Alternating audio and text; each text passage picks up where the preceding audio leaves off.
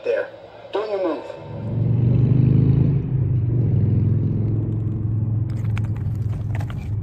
Greetings from the Brotherhood of Steel.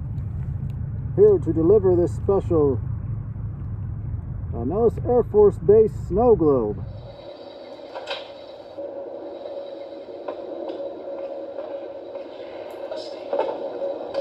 Well, this is an Air Force base, so you need a clearance to get in. So best I can do is put the snow globe. How about right next to the statue of the Jets here? All right. That's a good place. Well, of course, I leave notes. Congratulations, you have found a snow globe based on Fallout New Vegas. Post a photo, yada, yada, yada. Go ahead and keep it. Stay safe. All right.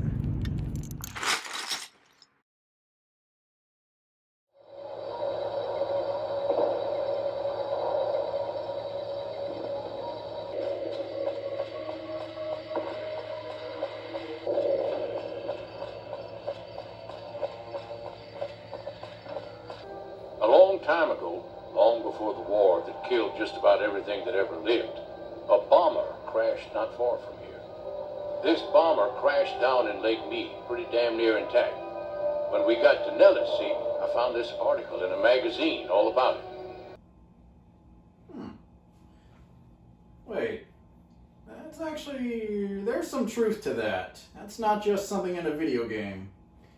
I should call someone who knows something about planes. All right, so we're going to talk about the B-29 bomber. So more commonly, it's the B-29 Super Fortress, which is basically known as the plane that won World War II. So the thing about the B-29 is when you look at the evolution of certain aircraft, you look at how bombers operate. Bombers need to operate in one of two ways. You either need to have them do quick, fast bombing runs, or they need to operate from a distance. So they're not the target of certain aircraft or anti-aircraft artillery. In this case, the B-29 evolved from the B-17 Super Fortress, also made by Boeing. The B-17 was used mainly over bombing runs over the European continent during World War II. It was called the Super Fortress not because it was well protected, but because it was well armed. The thing about the B-17 is it was considered one of the most dangerous jobs of World War II because you were, taking so much flak from anti-artillery, and it had the advantage of flying very high, but it still had you were still bundled up, wearing a lot of cold jackets because this thing wasn't pressurized. And so Boeing took it upon themselves to evolve the form, going from the B-17 to the B-29.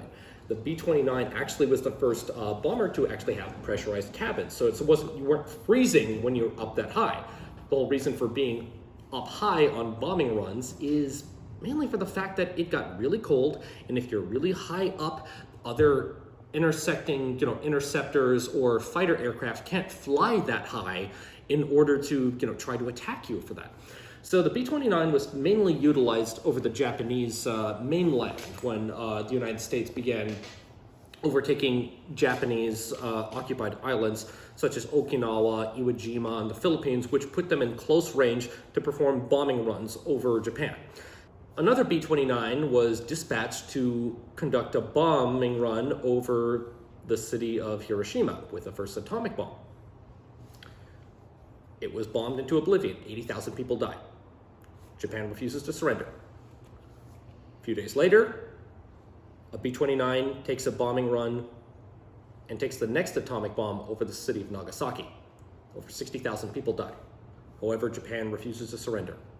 A couple days later, the Soviet Union declares war on Japan. They invade their last mainland China-occupied territory in Manchuria. 1 million Soviet troops invade. Japan loses its final land territory and realizes it's got nowhere to go, facing more atomic bombs, facing the Russians as well. And they ultimately, reluctantly, surrender the war. Following the B-29's experience in World War II, the B-29s didn't have a whole lot of military experience, and they were mainly outfitted into different types of aircraft. So some of them were used as reconnaissance aircraft and, you know, sometimes espionage aircraft. It's because of its high altitude flying. And in particular, there was one that was used as a recon aircraft in Lake Mead, which is located in the Las Vegas area near where Hoover Dam is.